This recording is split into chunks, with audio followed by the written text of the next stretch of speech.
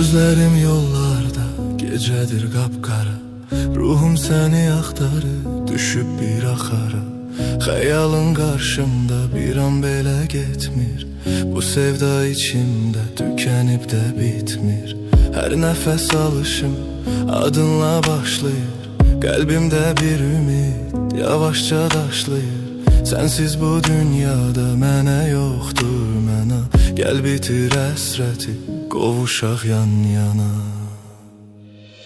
Mənim ol, göylərdə parlayan ulduzum ol. Mənim ol, qəlbimdə döyünən nəbzim ol. Mənim ol, ruhuma toxunan o əllərin sahibi ol. Mənim ol, hər səhər oyandığımda ol. Mənim ol, qaranlıq gecəmdə parlayan ayım ol. Mənim ol, dərdlərimə son qoyan dərmanım ol. Mənim ol, bu fani dünyada əbədi yarım ol. Mənim ol, nə olur olsun axırda mənim ol. Deyirlər sevgi bir oyundur, uduzarsan.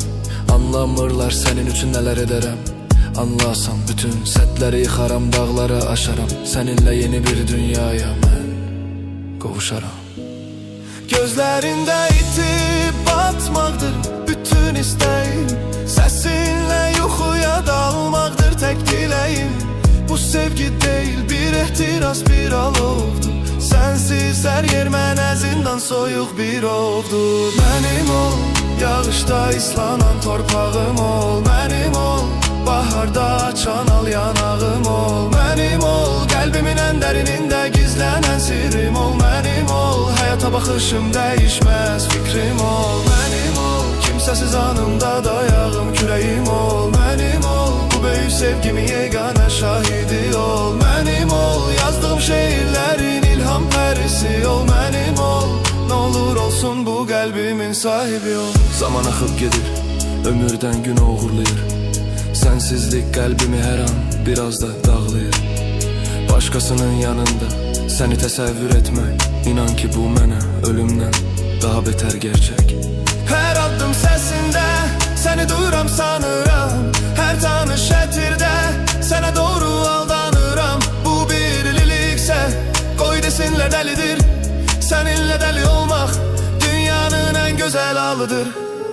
Mənim ol, o gözəl gözləri məndən başqa heç kim baxmasın. Mənim ol, o isti nəfəsin məndən başqasını yaxmasın. Mənim ol, gülüşün yalnız mənim üçün bir səbəb olsun. Mənim ol, hər kəlmən qəlbimdə bədi bir əzbər olsun. Mənim ol, xəyalın belə başqasının yuxusuna girməsin. Mənim ol, Tanrı səni mənim üçün yazıb heç kim silməsin. Mənim ol, bu sevgi hekayəsinin tək qəhrəmanı sən ol. Mənim ol, nə olur olsun bu taleyin sonu sən ol.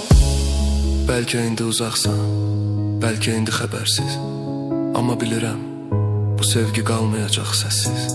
Bir gün anlayacaqsan səni necə sevdiyimi, sənin üçün bu dünyanı necə siləcəyimi. O gün gələcək, qismət bizdən yana olacaq.